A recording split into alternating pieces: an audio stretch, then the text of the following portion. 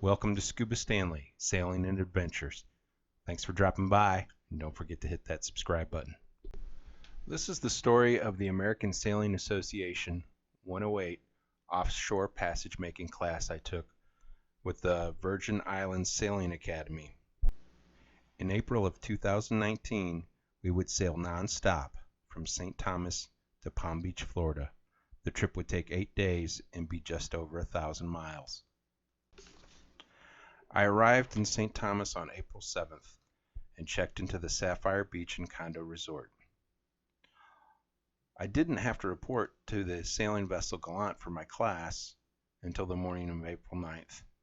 I wanted to have a couple days to relax and enjoy the beach and look around St. Thomas. When I arrived at the Sapphire Beach and Condo Resort and tried to check in, the kind woman at the desk told me that the power was out and she wouldn't be able to pull up my reservation or assign me a room. She suggested that I walk over to the open-air bar and have a couple drinks and wait for the power to come on. Power outages were still a frequent occurrence, although it had been almost a year since the hurricane had hit. Evidence of the hurricane's damage and the rebuilding process was visible everywhere. I awoke early on the morning of April 9th and eagerly headed to the American Yacht Harbor in search of the sailing vessel Gallivant. When I arrived early, which is uncommon for me, I was surprised to find not only Captain Mike, but Phil aboard the ship. Phil had claimed the forward V-bunk, since the captain had already claimed the aft stateroom. Phil indicated he chose this because he was short and, well, the bunk was short. So, spaces in the main cabin were left for Joe and I. As Joe wasn't there yet, I chose the more spacious of the two. Joe arrived later. Being the last to arrive, Joe got the last choice and last available space. In fact, there was so little room he had to store some of his gear in the head. After we dropped our gear, we headed up to the coffee shop to take our written tests. Joe and I were taking the written portion of the Celestial Navigation course, while Phil was taking the written portion of the Coastal Navigation course.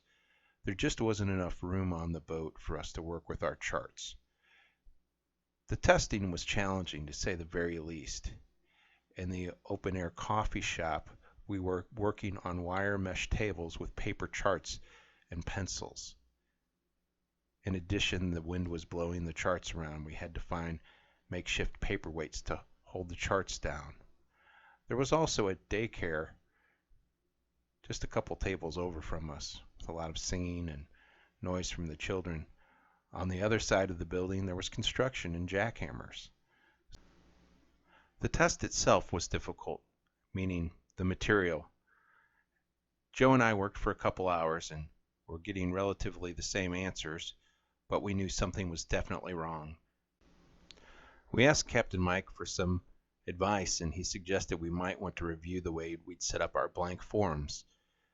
Using blank forms was something that hadn't really been covered in the self-study material that we used to prepare. In fact, it was glanced over in maybe a couple lines on one page, but it was the key to everything, as it turns out. Joe and I worked on the test for about 7 hours before deciding to call it quits for the day. Morning, April 10th. We headed to the fuel dock and filled the 31-gallon fuel tank on the Gallivant. Then we proceeded to fill the 24 diesel jerry cans, 12 each tied to the starboard and port sides. The captain had said he wanted to be underway by 10 a.m., and we pulled away from the fuel dock at 9:59. The captain posted the watch schedule. It would be 2 hours on and 6 hours off. With all four of us taking an equal share, it wasn't a bad schedule. I drew 0700 to 0900, 1500 to 1700, and 2300 to 0100. During your 6 hours off, you'd need to sleep, perhaps have a meal, and complete any remaining coursework. Oh yeah, and give each other a hard time. Well, Phil can head every bumpy wave out here, I can tell you that. Especially when I'm doing the dishes. Nice. My team. That's for you. That's all right. Bill was steering while the captain was cooking. There's red sauce everywhere, man. The seas were quite choppy and became worse as the day progressed, and by nightfall it was really rough. Joe and I had a brief conversation about it, and he described it as being in a washing machine with a couple of sneakers thrown in for good measure. I started to question my choice in taking this class. I wondered if the rough water could last for days and days. I also thought about how bruised and battered I might be by the end. Just getting across the floor to the head was quite a challenge. You were thrown about and bumped into the walls and counters and corners. It was really rough. By the time I finished my 2300 to 0100 shift, we'd covered nearly 80 nautical miles, and although I knew San Juan was out there, we couldn't see any land. By morning, April 11th, we'd all started to settle into our schedules of 2 hours on and 6 hours off. It was still really rough, and as a result, Joe and I hadn't made any progress yet on our written portion of the Celestial Navigation exam. But there was still time. When the boat was provisioned, only 2 days' worth of fresh meat was purchased. The rest was canned. The captain reminded us that this was day 2, which meant we better start fishing tomorrow, because if we didn't catch a fish tomorrow, we'd be getting into the canned meat. When planning for a long offshore passage, it's good to plan for the worst. At least that's where the canned meat comes in, right? Because if the refrigerator breaks, well, at least you can still eat, even if you can't catch a fish. With 4 men and gear on a 38-foot boat, there wasn't a lot of room to say the least. So we'd get to know each other really well by the end of the trip. I already knew Joe from a previous class. Phil and the captain were an unknown quantity. Although it didn't look that far off on the chart, no land was visible. I think I enjoyed my watch overnight the most. Everyone else was usually asleep in their bunks, and it was quite peaceful to have the deck to myself and clear skies and a bright moon. It was in fact very beautiful. When I ended my shift, I found Phil below wide awake with a crazed look in his eye. The sea was still quite rough, and as a result there was some clacking noise, and Phil was on a hunt to find that clacking noise and silence it. It turned out it was the leaves of the folded table. He quickly found something to put between the leaves and silence them. By the end of day 2, we'd covered nearly 135 nautical miles in a 24-hour period of time. Morning, April 12th, day 3. We woke to much calmer seas.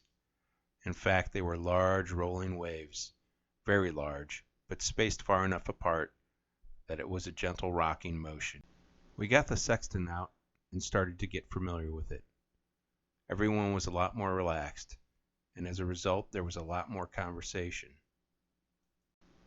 We were also making great time, and I suggested to Captain Mike that perhaps we should plan to stop around Bimini in the Bahamas and have a swim and relax a little bit. He explained to me he didn't like to stop the boat on one of these trips, because if someone were to want to get off and perhaps find an alternate mode of travel home, it would be very problematic to go from 2 hours on to 4 hours off. It would be a lot more difficult on the crew. This made a lot of sense because 2 hours on and 6 hours off was difficult enough, but we decided to go ahead and nickname him Shanghai Mike because once you got on the boat, you weren't getting off. With the calmer seas, we also decided it would be a good day for showers. Showers consisted of a cold saltwater rinse with the hose from the anchor locker at the bow of the boat. By midnight, day 3, we'd put nearly 135 more nautical miles behind us.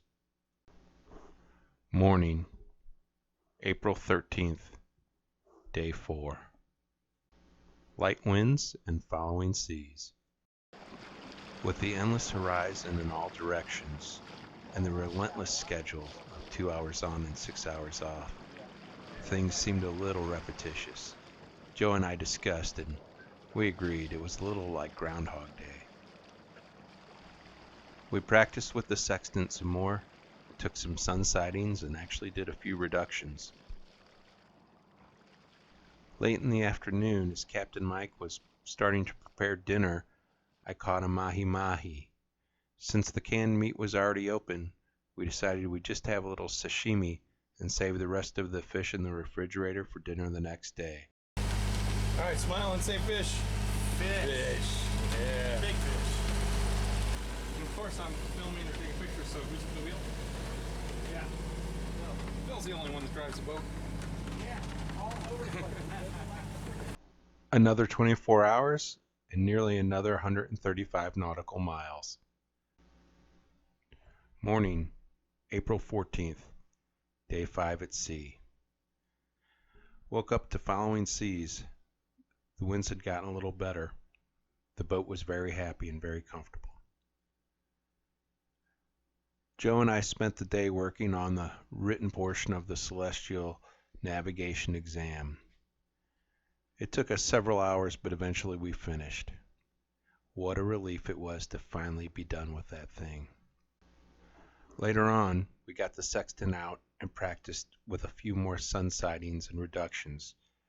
We still had to complete the practical portion of the Celestial Navigation course, but that wouldn't be today.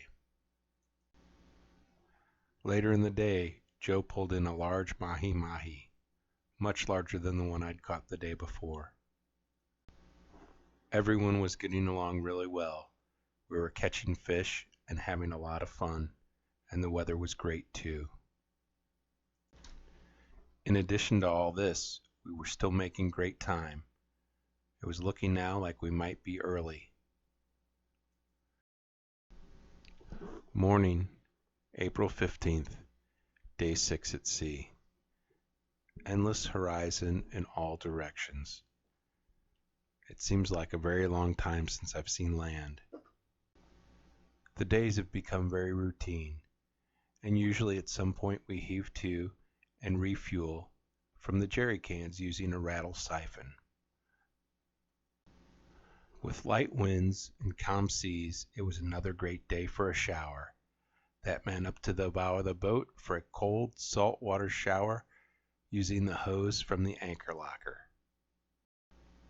It was Phil's turn to pull in a fish, yet another mahi-mahi. Another great day at sea. And by the end of another 24 hours, we'd crossed yet another 135 or so nautical miles, making great time. Morning, April 16th, day 7 at sea. Overnight I'd heard a distress call from a vessel over the radio.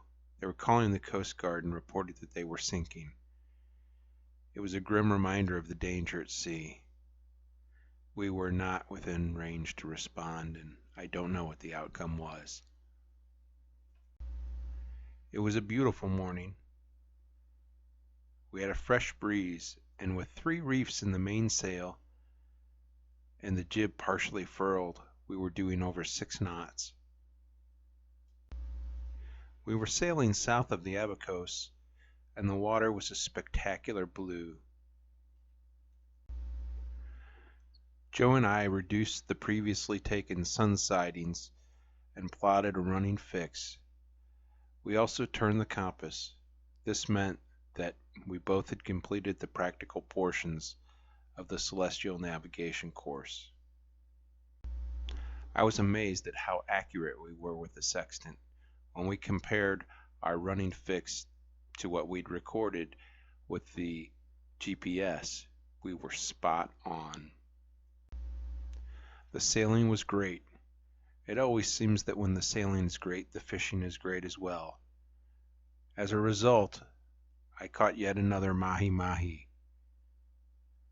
The guys liked the way I'd prepared the fish the day before, so they asked me to cook again.